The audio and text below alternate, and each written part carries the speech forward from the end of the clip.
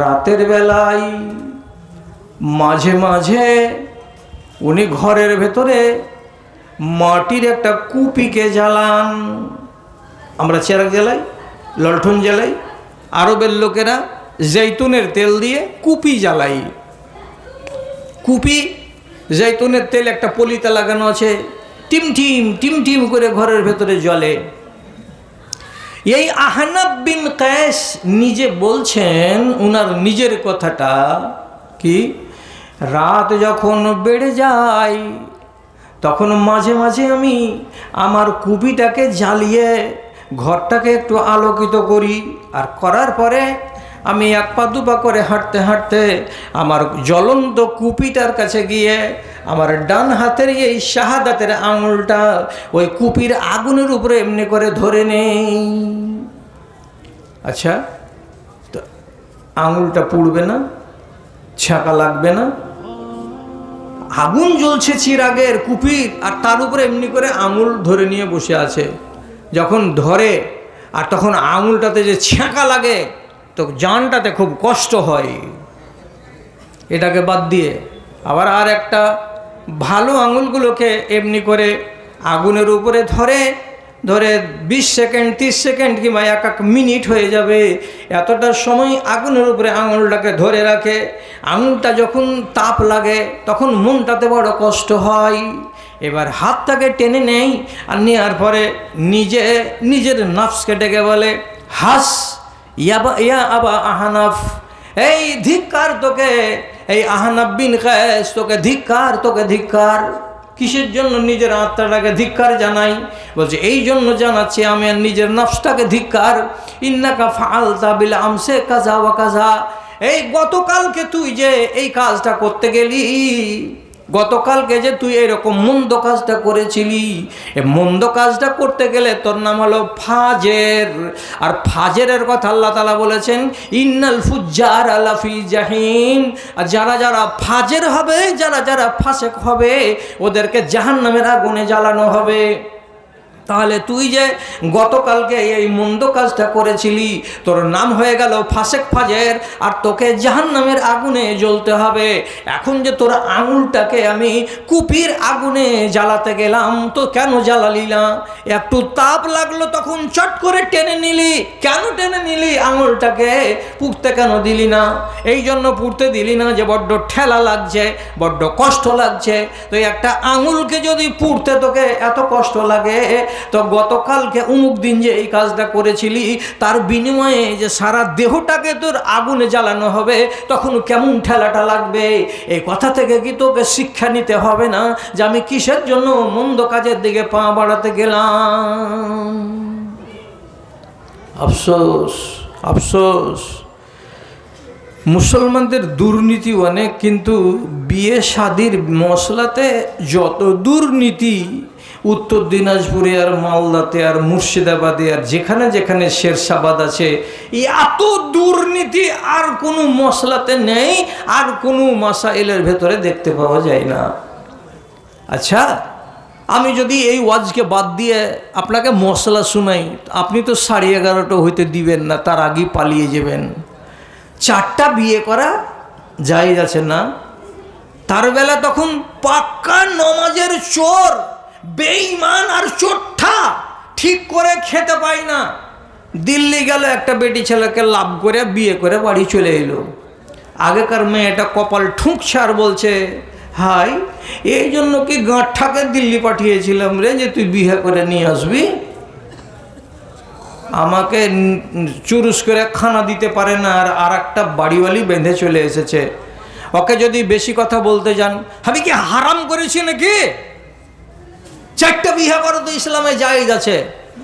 আরে বোকার বেটা গাধা, 4টা বিয়ে করা জায়েজ তো আছে, এটা কথা ঠিক, তো তুই 2টাতে থামলি কেন? আরও যে 2টা করতে পাওয়া যাবে, তো তুই আটকা কেন আছিস? তাড়াতাড়ি করে 2 দিনের ভিতরে 2টা করে 4টা কর। নালায়েকের বাচ্চা, খেতে দিতে পারবি? বলছে খেতে আল্লাহ দিবে। কত বড় পরহেজগারের বেটা, আল্লাহ খেতে দিবে তো দিল্লি কেন গেলি? মানে যেগুলো কাজ ওর মনের সেটা করবে, আর দোষটা চাপাবে কার ঘাড়ে? তো আল্লাহর ঘাড়ে। ক্ষমতা নেই ভাত দেওয়ার, আর বিয়ে করে নিয়ে চলে আসছে। কটা এই দেশের লোক করছে এই কাজ? যারা জুয়ান তারা করছে, কিন্তু 3 ছেলের বাপ কুণ্ঠে লোটা আর লাইট আর ঘটি আর সাবুনদানি বিক্রি করতে গেছে। হরেক মাল 10 টাকা। এই হরেক মাল বেচতে যে বাড়ি কোথায় তো দুমোহনা বিকড়ে, আর বেচতে গেছো কোনখানে? তো বসতে গেছি এখান থেকে আমি বাসুদেবপুরে। এইখানকার ফেরিওয়ালা বাসুদেবপুরের বেটি ছেলের সাথে ভাঁজ লাগিয়ে নিল, আর ওই লজ্জাখোরের বাচ্চি এও দেখে না যে এই লোকটার হাল হকিকত কি আছে। ইও রাজি ও রাজি, রাতারাত বিয়ে হয়ে গেল। পালিয়ে এসে বাড়ি এসে যদি দেখছে তো 4-5 ছেলের এটা বাপ। কুছে ও আর খাবে, আমি আমার খাবো, ছাড়বো কেন? বিয়ে করেছি তো। একেও লাজ নেই যে আমি 5টা ছেলের বাপ, কি জন্য একটা কুমারী একটা যুবতী বেটি ছেলেকে বিয়ে করতে গেলাম? চোখের ভাব। এগুলো ইসলাম বলে? 3 দিন আগেকার খবর শুনছি, একবারে 4 ছেলের বাপ। এই পাকুড়ে গেছিলাম, গায়ের নাম বলবো না, না তারা ফের বলে দিবে গায়ের নামটা, তো আমাকে ফের ধরে মারবে ওরা। তো পাকুড়ের উত্তর দিকে একটা গ্রামে গেছি, তো গতকালকের কথা। 4 ছেলের বাপ ওখান থেকে পার্শ্ববর্তী একটা রেল স্টেশনের কাছে পাথর ভাঙা একটা গায়ের মুসলিম বেটি ছেলে, ও হলো 3 ছেলের মা। ওকে ফুঁসলে বাড়ি নিয়ে চলে এসছে, আর নিয়ে এসে ঘর সংসার করে খাচ্ছে। বলছে একে কেমন করে নিয়ে আলি? বলছে আমি বিয়ে করে নিয়েছি একে। হাই খোদা, ইসলামটা কি এতই একবারে তেলে ভাজা বেগুনের মতো যে যখনই পাবো একটু লবণ ছিটিয়ে গাটাগাট গিলে নিব? 2 ছেলের মা বেরিয়ে যাচ্ছে, কোনো অসুবিধা নেই। একটা ছেলে আর একটা মেয়েকে নিয়ে পালিয়ে যাচ্ছে, পালিয়ে বিয়ে করে নিচ্ছে, কোনো অসুবিধা নেই। ছাড়ানো হয়ে গেল এই মেয়ে ছেলেটির। ছাড়ানো হওয়ার পরে ওকে 3 মাস ইদ্যত কাটাতে হবে, তারপরে অন্য জায়গায় বিয়ে হবে। বলছি ইদ্যত ফের কিসের? ওর ভাত খাবো না, গাঁঠার তো আর কেন ঘাটা দেখবো? বিয়ে আর এক জায়গা থেকে এলো, বিয়ে আর এক জায়গাতে করেই নিল। আরে ইসলামের শরীয়তগুলো কোথায় যাবে রে দাদা? আপনারাকে ভাবতে হবে না, নিজের হিসেবটা একবার করতে হবে না? এত বড় বড় কাজ আমি করছি। আহনাব বিন কায়েস তিনি উদাহরণ দিয়ে বলছেন, এই কালকে যে তুই অমুক লোকটাকে দাঁত ঝাড়া দিয়ে কথা বললি, তুই জানিস না কোনো মানুষ যদি মজলুম হয়ে তোর কাছে আসে তো তাকে দাঁত ঝাড়া দিতে হবে না। এই দাঁত ঝাড়া দিয়ে কথা বলতে গেলে তুই হবি জালিম, আর জালিমের জন্য হাদিসে লেখা আছে জাহান্নামের আগুন পোহাতে পারবি? একটা আঙুল দিলাম চেরাকে, থামতে পারলি না, টেনে নিলি, কেমন করে তোর পুরো দেহটাকে আগুনে জ্বালাবে, তখন সেদিন তুই থামতে পারবি? আল্লাহ এত বড় নেককার লোক, এত বড় দিনদার লোক, আল্লাহওয়ালা লোক গো। ভাইজান আপনি কখন হিসেব করবেন? বুড়া আমল করেই যাচ্ছি, কিন্তু আপনি মুহাসাবা করতে চাচ্ছেন না। একটা ভালো কথা বলি, আর বলার পরে আপনাকে বিদায় দেওয়ার আমি চেষ্টা করি। ভালো কথাটা কি? খাইবারের যুদ্ধ শেষ করে সাহাবীরা বাড়ি ফিরে আসছে খুব আনন্দে। মদিনা থেকে অল্প কিছু দূরে একটা ময়দান আছে, তার নাম ওয়াদিয়ে কোরা। সেই ওয়াদিয়ে কোরা নামক স্থানে সব আসছে জোরে জোরে হাঁটছে। এমন সময় রাসূলের উটের লাগাম ধরে যেই রাখালটা টেনে নিয়ে যাচ্ছে তার নাম হলো মিদআম। আর এই মিদআম নামের দগদগে নওজোয়ান ছেলেটা দিনের বেলায় কোনখান থেকে যে একটা তীর এলো এসে, আর লাগলো তো লাগলো, একবারে বুকে লেগে গেল, কলেজাকে ছেদ করে দিল। ছেলেটা দম করে মাটিতে পড়লো, আর মাটিতে পড়েই নিঃশ্বাস ত্যাগ। তাহলে কোনো দুশ্মনের তীর এসে যদি একজন মুসলমানকে লেগে যায় আর সে যদি মরে যায়, এ তো শহীদ। এইভাবে ছেলেটা যে মরে গেল, তো যত সাহাবী ডানে বামে আছে সবাই আসছে, আর এসে মুচকি হাসছে আর হেসে এমনি করে বলছে, হানি আল্লাহু বিল জান্নাতে, হানি আল্লাহু বিল জান্নাতে। আহারে তকদিরওয়ালা ছেলে, তোমার জন্য জান্নাত ওয়াজিব হয়ে গেছে। আহারে কপালওয়ালা ছেলে, তুমি আসছিলে ওখান থেকে যুদ্ধের ময়দানে, তুমি মরনি, রাস্তাতে তোমাকে কে তীর মেরে দিল, তুমি মরে গেলে, তুমি শহীদ হয়ে গেলে, তোমার জন্য জান্নাত ওয়াজিব হয়ে গেছে। যেই আসছে সেই বলছে হানি আল্লাহু বিল জান্নাতে, ওয়েলকাম তোমাকে জান্নাতে, ওয়েলকাম তোমাকে জান্নাতে। রাসূল সবারই মুখের কথা শোনার পরে তখন বলছে, এই লোকেরা থামো, খালি জান্নাত জান্নাত জান্নাত করতে যাচ্ছ তোমরা, আমার কথা শোনো। তো বলছে কি, ইন্নী লা আরাহু ফিন্নারে, তোমরা যতটি লোক এলে এসে সবাই মিলে সাক্ষী দিয়ে বললে এ লোকটা জান্নাতি, এ লোকটা জান্নাতি, আমি কিন্তু একজন মাত্র লোক বলছি এই লোকটা জান্নাতি নয়, আমি তাকে দেখতে পাচ্ছি জাহান্নামে জ্বলছে, এ লোকটা জাহান্নামী, এ লোকটা জাহান্নামী। সাহাবায়ে কেরাম দাঁতকে কামড়ে, আঙুলকে কামড়ে বলছে ইন্না লিল্লাহ, আপনার রাখাল আপনার উটের লাগাম ধরে চলছে, আর কোথা থেকে তীর এসে লাগলো তাতে মরে গেল, আর এই লোকটা যদি জান্নাতি না হয় আপনি একে জাহান্নামে দেখেন, তাহলে তো সর্বনাশ। কেন এমন হলো?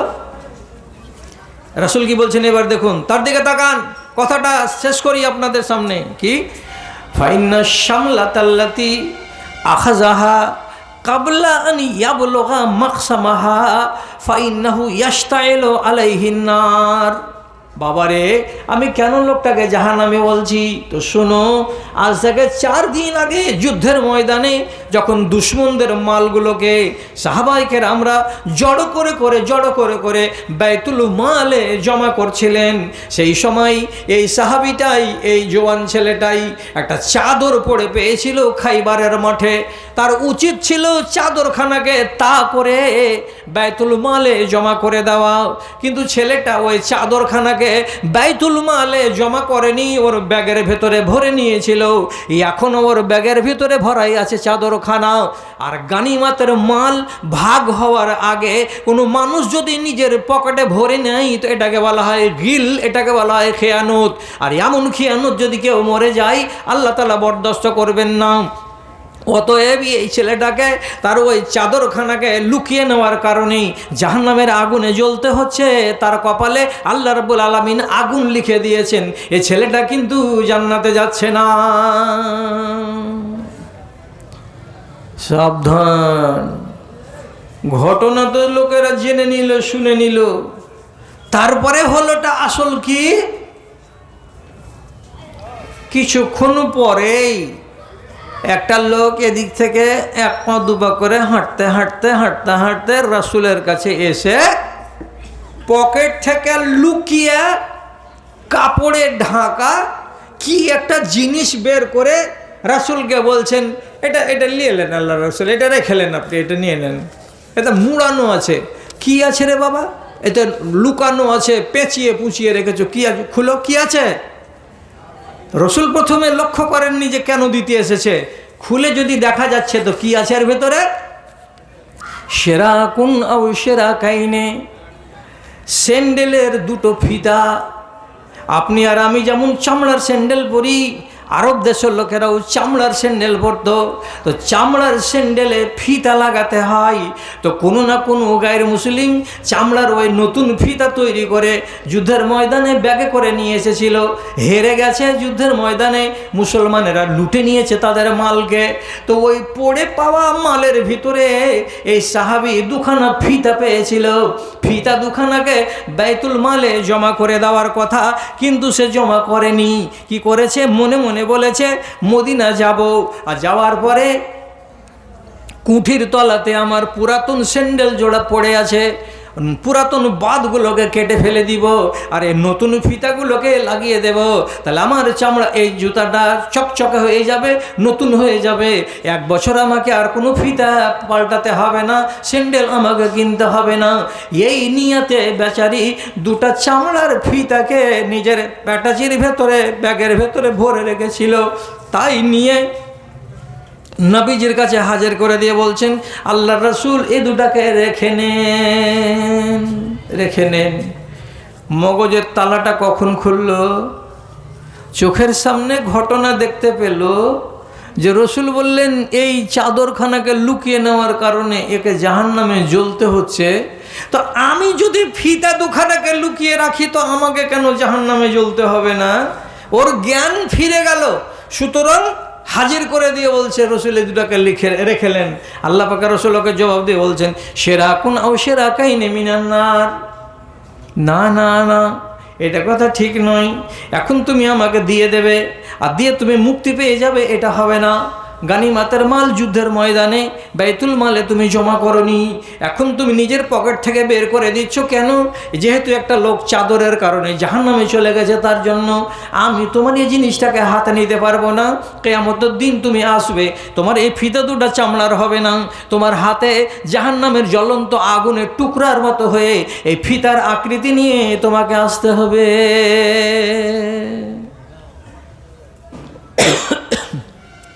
এবার এতটি কথা বলার পর যদি মুসলমানকে বলি, 6 দিন আগে ধুলিয়ানের শিকদারপুরে একটা বেটি ছেলের মোবাইল পড়লো, তো স্টেজের কাছে এসে হাউমাউ করে কানছার কয়েছে, বাজি হে আমি বেওয়া মানুষ, আমার মোবাইলটা পড়ে গেছে, কে পেয়েছে তুমি একটু ভালো করে কহো, ফাঁকে যেন দিয়ে দেয়। আমি যেমন করে পারলাম বললাম, বাবারে নতুন এটা যদি কিনে তো 1800 টাকা দাম, আর এই পুরানা মোবাইলটা যদি কাউরি কাছে বিক্রি করতে যাও তো 600 টাকা হয়তো দিবে কি না। একটা বেওয়া মানুষের বদদুয়া জীবন ধরে নিও না, মোবাইলটা দিয়ে দাও। এতবার করে বললাম, কাঁদতেই থাকলো বেচারি। মোবাইল কিন্তু জমা হলো না। মজলিসটা কিসের ছিল? ওয়াজের মজলিস ছিল। আচ্ছা, এই ওয়াজের মজলিসে এসেছো তো তোমার ইমানটাকে তুমি ঝালাই টালাই করে বাড়ি থেকে বেরিয়ে আসনি? কি ইমান নিয়ে এসেছিলে মজলিসে, যেখানে একটা জিনিস হাতের মাথায় পেলে তো তুমি তাড়াতাড়ি করে নিয়ে বাড়ি চলে গেলে? আল্লাহ আপনাকে এই কথাগুলো বলে টালি করতে বলছি, আপনাকে নিজের আমলটাকে এদের সঙ্গে মিলাতে বলছি, যে আপনি একটু মিলিয়ে দেখেন এমন ঘটনা আপনার জীবনে আছে যে সাংঘাতিক জিনিস কিছু লুটে পুটে রেখে দিয়েছেন, আর দেওয়ার পরে আপনি বহাল তবিয়তে ঘুরে বেড়াচ্ছেন আর মনে করছেন যে মরার পরে ইজ্জত পাবো, সম্মান পাবো। দাদারে, নিজের হিসাব আপনাকে নিজেকেই করতে হবে, অন্য কেউ করবে না।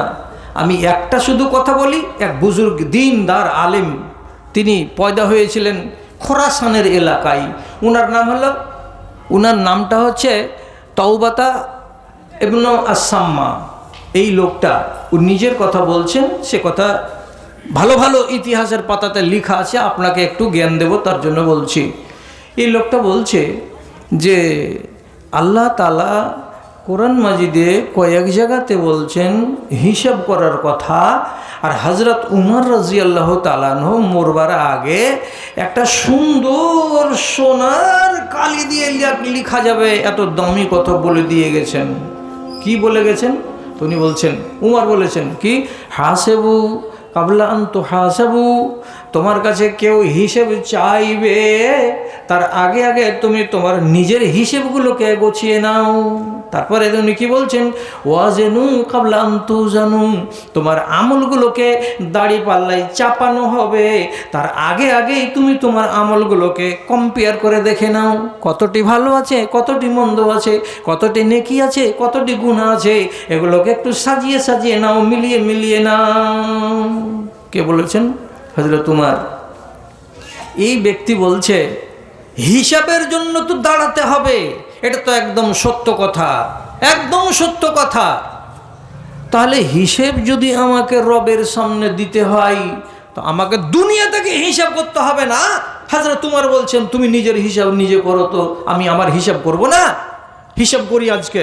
এবার আজ রাতের বেলাতে বেচারি একটা খাতা নিয়ে কলম নিয়ে বসেছে, নিয়ে হিসাব করতে বসলো। আমার বয়স কত? তো নিজে করছে, আমার বয়স কত? 60 বছর। 60, এক বছরে কতটি দিন হয়? 365 দিন হয়। তাহলে প্রত্যেক দিন যদি আমি একটা করে গুনাহ করে থাকি, তাহলে বছরে কতটি গুনাহ করেছি? 365টা। আমার বয়স টোটাল কত? যে 50 বছর হয়ে গেছে, 60 বছর হয়ে গেছে। তাহলে 60 বছরকে এইবার আমি 365 দিয়ে গুণ লাগাই।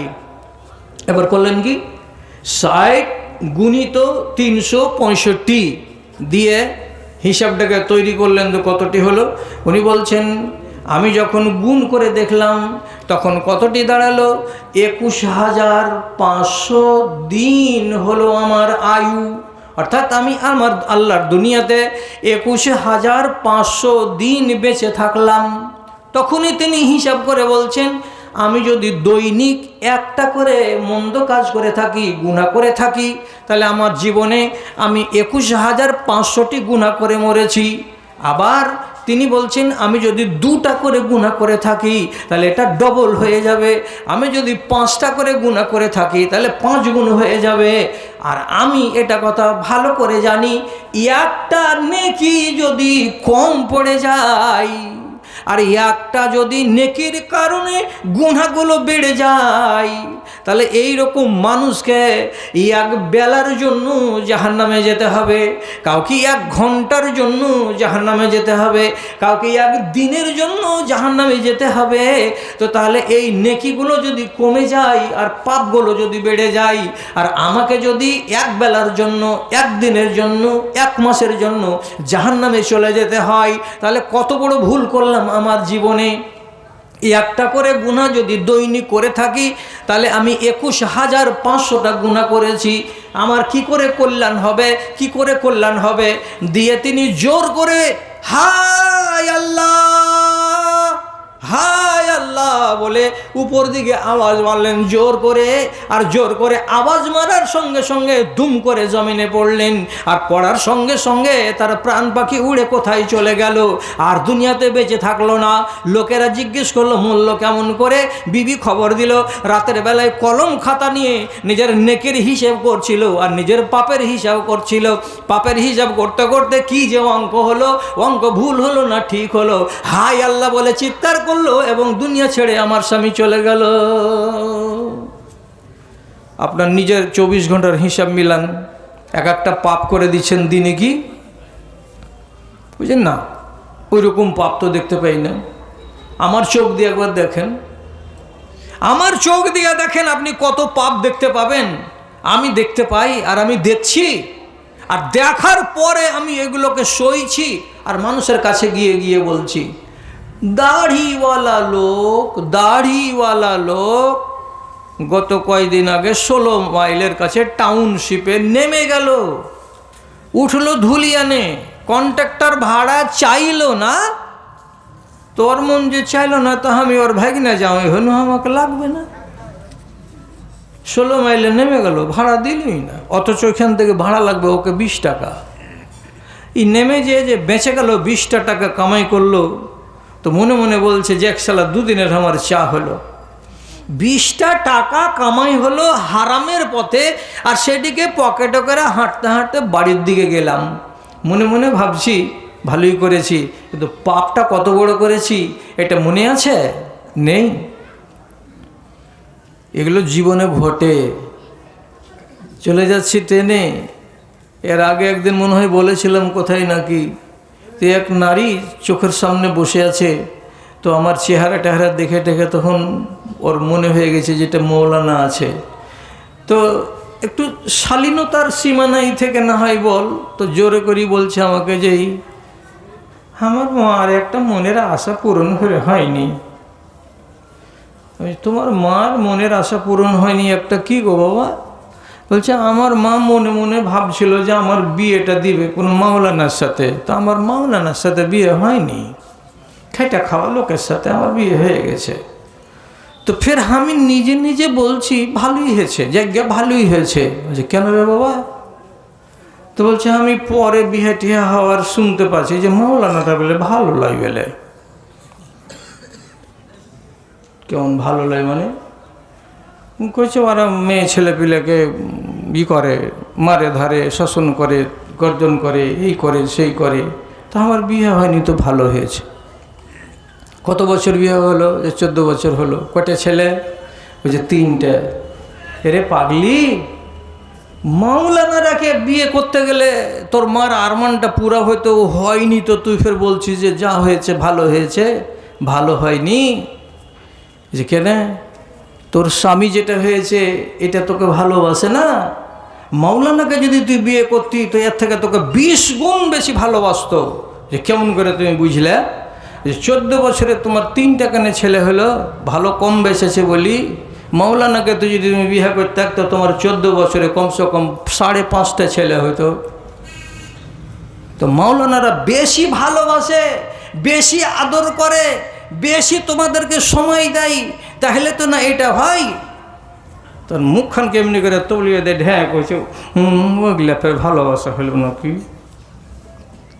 আমি বলছি তোর ভিতরে ইমান অন্য রকমের আছে, যেটা ভালো ইমানের কথা, যে আলেমকে তুই নফরত করে চলে যাচ্ছিস, আর আল্লাহর কোরআন বলছে কি যে না, ভালোর সঙ্গে ভালোর জোড়া লাগবে। তোর ভিতরটা আসলে ভালো নাই বলে আল্লাহ তাআলা ভালোর সঙ্গে তোর জোড়া লাগায়নি। ভাইয়ে ইমানগুলোকে ভারী করো হে, আর নিজের ইমানটাকে মাঝে মাঝে বসে একবার করে হিসাব করো, একবার করে মাপ করো, একবার করে ওজন করো। হিসাব করাটা হলো চালাক মানুষের কাজ, বেয়াক্কেল মানুষের কাজ হলো বসে থাকা, হিসাব না করা। মানবেন? মানবেন না? মানবেন না তো তাহলে আর আপনাকে কত মানাবো? আপনার বাড়ি যাওয়ার টাইম কাছিয়ে দিয়েছি। আব্দুর রহমান বিন আউফের মতো কোটিপতি লোক, ধনী লোক রাসূলের মসজিদে বসে আছে, আর ফজরের টাইমে আল্লাহ রসুল বয়ান দিচ্ছেন, আমি আমার সাহাবীদের জান্নাত দেখে এসেছি, এই তোমরা বসো জান্নাত দেখে নাও। কার কেমন দেখলাম? সবারই মন যে আমার জান্নাত কেমন আমি দেখি, আমার জান্নাত কেমন আমি দেখি। রাসূল আবু বকরের জান্নাত দেখালেন, আলীর জান্নাত দেখালেন, উমারের জান্নাতের কথা বললেন, উসমানের জান্নাতের কথা বললেন, তালহার জান্নাতের কথা বললেন, জুবাইরের কথা জান্নাতের কথা বললেন। এরকম করে বলতে বলতে বলতে বলতে 9 জন সাহাবীর জান্নাতের কথা বলা যখন ব্যক্ত হলো, তখন এইবার রাসূল বলছেন, আগো এই মজলিসে আব্দুর রহমান নাই? আব্দুর রহমান নাই? তখন আব্দুর রহমান একদিক থেকে হাত উঠিয়ে বলছে, লাব্বাইক, আছি আল্লাহ রসুল, আছি। রসুল ওকে কি বলছেন? লাকাদ বাত্তা বেকা এলান জান্নাতে। আব্দুর রহমান, গত রাতে আসমানের সফরে গিয়ে আমি যে 10 জন আমার সাহাবীর জান্নাতকে নিজের চোখে দেখে এলাম, তো 9 জন সাহাবী এক এক করে জান্নাতে এলো, কিন্তু তোমার জান্নাতে আসতে অনেক দেরি হলো। আমি অনেকক্ষণ পরে যদি দেখছি যে তুমি হাঁটতে হাঁটতে চলে আসছো, আর তোমার দেরি হওয়া দেখে আমি বলেছিলাম কাদা ইন্নাহু হালাকা, মনে হয় আব্দুর রহমান ধ্বংস হয়ে গেছে, মনে হয় আব্দুর রহমান হালাক হয়ে গেছে, আব্দুর রহমান মনে হয় জান্নাত পাবে না। এটাই ভাবছিলাম। হঠাৎ করে দেখছি তুমি হাঁটতে হাঁটতে চলে আসছো জান্নাতের দিকে। যখন আমি দেখছি তোমার চেহারা দিয়ে ঘাম ঝরে ঝরে পড়ছে, তোমার চেহারা দিয়ে মনে হচ্ছে ধুলা উড়ে উড়ে যাচ্ছে, তোমার চুলগুলো এবড়ো খেবড়ো হয়ে আছে, উস্কো খুস্কো হয়ে আছে, আর তুমি পুরো মাত্রাতে বিধ্বস্ত হয়ে আছো। তখনই আমি জিজ্ঞেস করলাম, আব্দুর রহমান এমন হালাত কেন হলো তোমার? তখন আব্দুর রহমান এখানে বসে মদিনার মসজিদে, আর নকশাটা রসুল পেশ করছেন কোথাকার, তো আকাশের। আব্দুর রহমানের দেখে কলেজা শুকিয়ে গেছে যে আমাকে এইরকম কেন দেখলেন আল্লাহ পাকের রসুল। তারপরে রসুল জবাব দিয়ে যখন জিজ্ঞেস করলেন যে এটা কেন হলো, তো আব্দুর রহমানের এই আব্দুর রহমান নয়, যে আব্দুর রহমানকে নবীজি মিরাজের রাত্রিতে দেখেছেন, সেই আব্দুর রহমান জবাব দিয়ে বলছেন, আল্লাহ রসুল, আমার মালের হিসেব দিতে দিতে আমার কাল ঘাম ছুটে গেল, আমার উঁট এত কোথা থেকে এলো, আমার সোনা এত কোথা থেকে এলো, আমার চাঁদি এত কোথা থেকে এলো, আমার 12,000 উঁটের পাল কেমন করে এলো, আমার 1100 ঘোড়ার পাল কেমন করে হলো, 10,000 বকরির পাল আমার কেমন করে হলো। আমি এক এক করে হিসেব দিতে আমার ঘাম ছুটে গেল, আর যার কারণে আমার জান্নাতে আসতে এতটাই দেরি হয়ে গেল আল্লাহ পাকের রাসূল। আব্দুর রহমান বলছে, আল্লাহ, হিসাব যদি দুনিয়াতে না করি, যে বাস্তব চিত্র নবীজি অঙ্কন করেছেন তার মুখোমুখি আমাকে হতে হবে, ঘাট থেকে আমার বোঝা নামাতে হবে, হিসেব আমাকে দুনিয়াতে করতেই হবে। সঙ্গে সঙ্গে মদিনার মসজিদে তিনি বসে বলছেন, হাজিহি নাকা তিজারাতুন মিনাশ শামে যা মিনাল লাইলাতিল আমসে। গতকাল রাতে এই মাঠে 1000টা উট চড়ছে আল্লাহ রাসূল। ব্যবসা থেকে আমার লাভ এসেছে। মিশরে গেছিল আমার লোকেরা ব্যবসা করতে, আমার টাকা দিয়ে এরা লাভ কামিয়েছে। 1000টা উট এসেছে, লাভের উট। এই লাভের উট 1000 আমি আমার বাড়িতে রাখবো না, আমি আমার পালে রাখবো না, আমি আমার ময়দানে চড়াবো না। 1000টা উটকে ঘাট থেকে নামিয়ে দিয়ে আমার হিসেবটাকে হালকা করে নেব। যত হিসেব ভারী হবে তত ঝামেলা বেশি হবে। আমি আমার ঝামেলাকে বাড়াবো না, হিসাবটা টাটকা টাটকা করে নেব। এই 1000টা উটকে আমি আল্লাহর পথে দান করে দিলাম, আপনি উটগুলোকে বাইতুল মালে জমা করে নেন, আমার হিসেবটা হালকা হয়ে গেল। টাটকা হিসাব করে দিলেন তিনি। দুনিয়াতে হিসাব করবেন না, চালাক মানুষ হয়ে বাস করবেন না, খ্যাপা পাগলের মতো বাস করবেন। ইমানকে মাঝে মাঝে মাঝে মাঝে চেক করুন, আর আল্লাহর কোরআন দিয়ে নিজের ইমানটাকে নিশ্চিতে রেখে মাপ করুন। আমি কোন পথে চলছি, আমার ইমানটা কোন পর্যায়ের, এই ইমান নিয়ে মরলে আমি নাজাত পাবো কি পাবো না, এগুলো কথা মনের ভেতরে জাগাবেন, মাঝে মাঝে ভাববেন, তাহলে নিজের সংশোধন হবে এবং গলত পথ থেকে আপনি নিজেকে ফিরিয়ে আনতে সক্ষম হতে পারবেন।